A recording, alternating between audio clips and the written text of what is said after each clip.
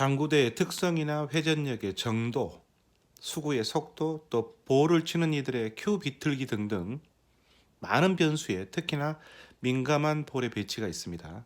바로 리버스 엔드 형태의 배치입니다. 다른 3쿠션의 볼 배치도 어려운 게 많지만 특히 리버스 엔드 형태는 더욱 그렇습니다. 때문에 리버스 엔드는 이 적구가 쿠션에 되게 가까운 경우에 주로 선택하거나 볼 관리, 즉 다음 볼의 배치를 고려할 때 공격법으로 주로 쓰이고 있죠.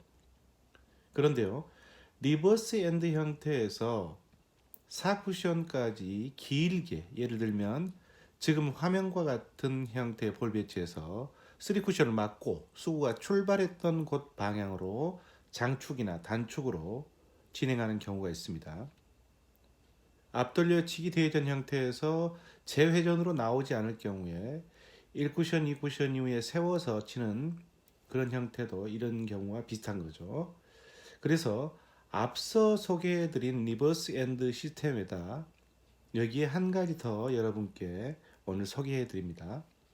특히 이 시스템의 경우 함께 기억해 두셔야 하는 중요한 이유가 있습니다.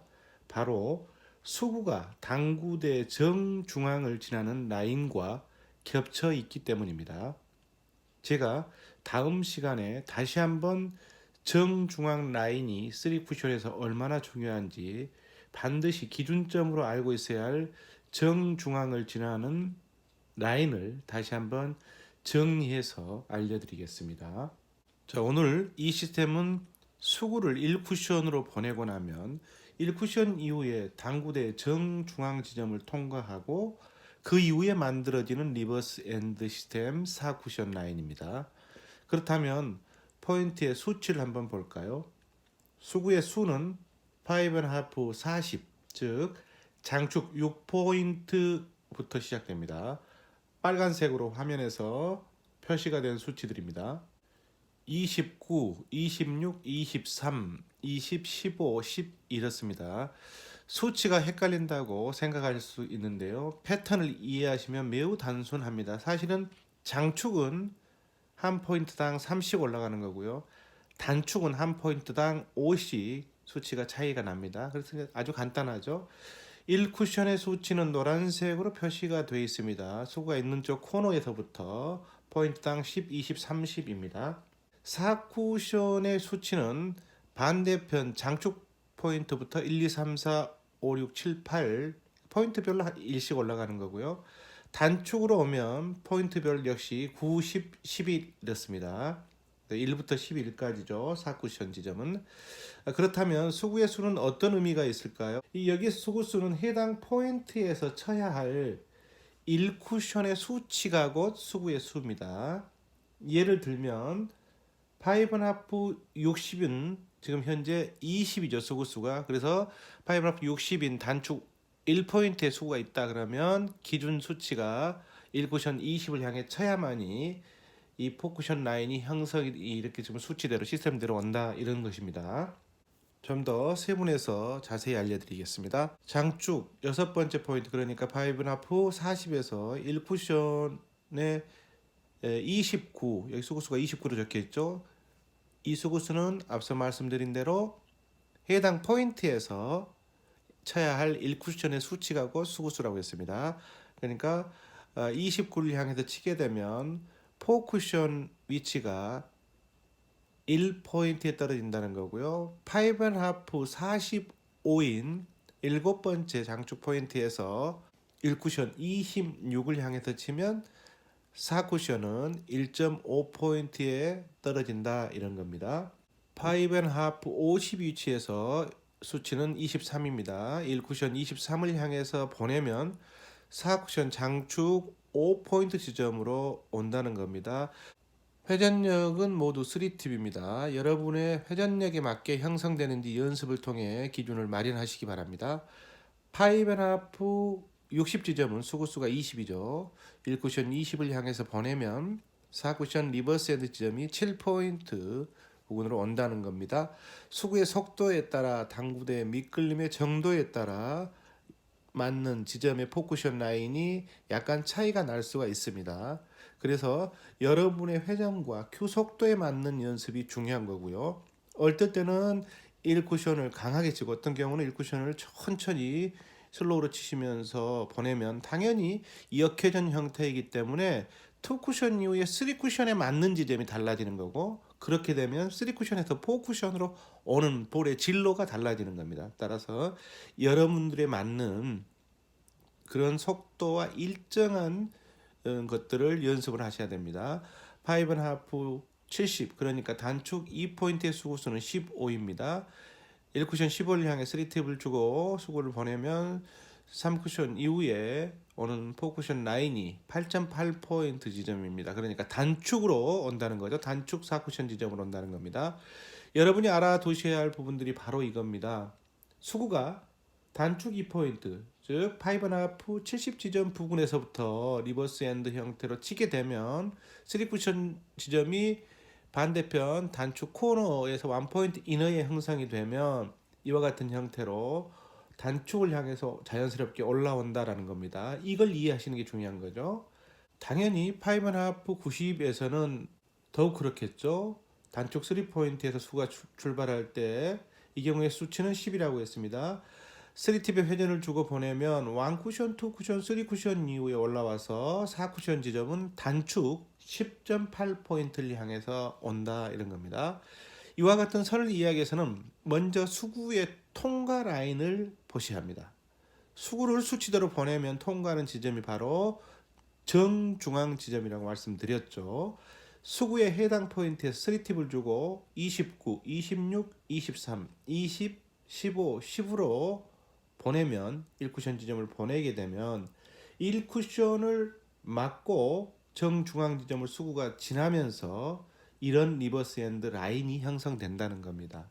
그래서 여러분 구장에서 3팁 회전을 주고 수구수 5.5 40 장축 6포인트에서부터 1포인트 이동하면서 이 지금 알려드린 수치 29, 26, 23, 20, 15, 10으로 이어지는 해당 수치별로 한번 보내보시면서 보시기 바랍니다. 그러면 1쿠션을 맞고 수구가 정중앙 라인을 타는지 정중앙의 지점을 스쳐가는지를 보시라는 거죠. 이 중앙을 지나는 포인트의 수치를 알고 있다면 중앙 라인에 1적구가 있을 때 완뱅크 이후에 허공에 떠있는 1적구를 앞 또는 뒤로 걸어친 형태로도 공격이 가능하다는 겁니다. 연습 구장에서 한번 해보시기 바랍니다. 실전에서 얼마든지 응용이 가능합니다. 또한 함께 알아두셔야 할 게 있습니다. 3쿠션은 시스템도 물론 중요하지만 원리를 이해하고 감각을 여기다 가미하면 금상첨화라고 말씀드렸습니다. 언급한 대로 리버스 핸드 형태의 경우 수구의 회전과 속도, 당구대의 특성에 따라 변화가 무쌍합니다. 때문에 1쿠션의 수치를 외우고 난 다음에는 3쿠션 지점을 보셔야 합니다. 물론 2쿠션 지점도 봐야 되는데요. 3쿠션 지점을 통해서 이해하는 게 더 빠르기 때문에 제가 말씀을 드리는 겁니다. 수구의 출발이 5.5 70을 넘어서는 경우에 입사 반사각위에서 더욱 그렇습니다. 3쿠션 이후에 수구의 진행 라인이 큰 차이를 보일 수가 있습니다. 그런데 3쿠션 지점의 어떤 부분에 맞을 때 4쿠션으로 향하는 진행 라인이 어떻게 다른가를 알고 나면 이제 이해가 되면서 보완이 되는 겁니다. 수구 15와 10, 즉 5.5, 70과 90 지점 단축 2포인트와 3포인트에서 수구가 출발할 때 얘를 통해서 이해해 보시기 바랍니다. 수구가 단축 2포인트, 즉 수구수 15에서 출발할 경우 수구의 속도 또한 1쿠션의 반발력, 당구대의 미끄러움 영향 등으로 3쿠션 지점이 1포인트 이내에서 화면에서처럼 코너에 맞느냐, 아니면 가운데, 여기서 말하는 0.5포인트에 맞느냐, 아니면 3쿠션 1포인트에 맞느냐에 따라서 선의 형태가 이렇게 달라지는 겁니다. 이 라인을 이해하시면 여러분이 1쿠션 지점의 변화, 수구의 속도의 차이, 회전력의 응용 등을 통해서 3쿠션 지점을 살짝 바꾸면 4쿠션 라인의 변화까지도 예측할 수 있어서 더욱 좋은 시스템이 되는 겁니다. 이해되시죠? 수구수 10, 즉 5.5, 90인 경우에 단축 3포인트 지점이죠. 이때도 마찬가지죠. 쓰리 쿠션 지점을 1포인트 안에서 코너, 중앙, 1포인트 이렇게 세 곳으로 분할한 뒤에 수구가 어디에 맞느냐에 따라서 4쿠션 지점의 진행선이 지금 보시는 그래픽처럼 차이가 난다는 걸 이해하시고 이 시스템을 적용을 하셔야 된다는 겁니다. 나는 1쿠션점에 수치들을 보내서 회전력을 스팁을 주고 그랬는데 리버스 핸들 보니까 엉터리로 간다. 이렇게 얘기하면 안 된다는 거죠. 해당 기준선을 가지고 원쿠션으로 보내보고 회전력에 의해서 투쿠션, 쓰리쿠션의 위치를 본 다음에 쓰리쿠션이 어느 지점에 맞더니 라인이야 이렇게 변하는구나를 이해하시고 이 시스템을 적용하게 되면 여러분들이 정말로 엄청나게 써먹을 때가 많이 있습니다. 보시는 것처럼 이런 볼 퍼스트에서도 두려움이 없습니다. 왜냐하면 일적구와 수구가 어떤 식으로 진행이 된다는 걸 이미 알고 치기 때문에 그렇습니다. 실제로 제가 소개해드린 이 기준선을 가지고 빈 쿠션 형태로 구장해서 연습해 보시기 바랍니다. 그리고 느껴보시기 바랍니다. 수구가 이 기준들을 보낼 경우 1쿠션 이후에 당구대의 정중앙 지점을 먼저 지나는지를 확인해 보시고요. 지나지 않으면 여러분의 회전과 수구에 맞춰서 이 지점을 지나는 수치로 보정해 보시기 바랍니다. 기준점을 이렇게 두는 이유는 정중앙 지점의 경우는 눈으로도 얼마든지 확인이 가능하기 때문에 특정 지점의 포인트를 통해서 이해하는 게 훨씬 편하기 때문에 여러분들께 이 말씀을 드리는 겁니다. 회전력은 3팁 기준이라고 했습니다. 수구가 정중앙을 지나면 이제 3쿠션 지점 이후에 4쿠션 라인을 확인해 보시기 바랍니다.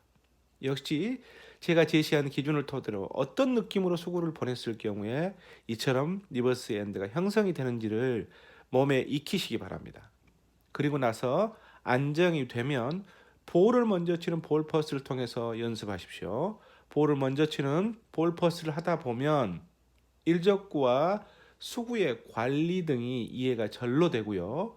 이런 형태에서는 3쿠션 지점을 어떻게 변화시켜야 되겠구나 등등 여러 가지 깨달음이 올 겁니다. 많은 도움이 되니까요. 꼭 연습하셔서 여러분의 실력 향상의 도구로 사용하시기 바랍니다. 정말 좋습니다. 아하 3쿠션을 통해서 여러분들과 함께 공유할 수 있어서 너무 좋은 시간들입니다. 행복한 3쿠션 되십시오. 아하 3쿠션입니다.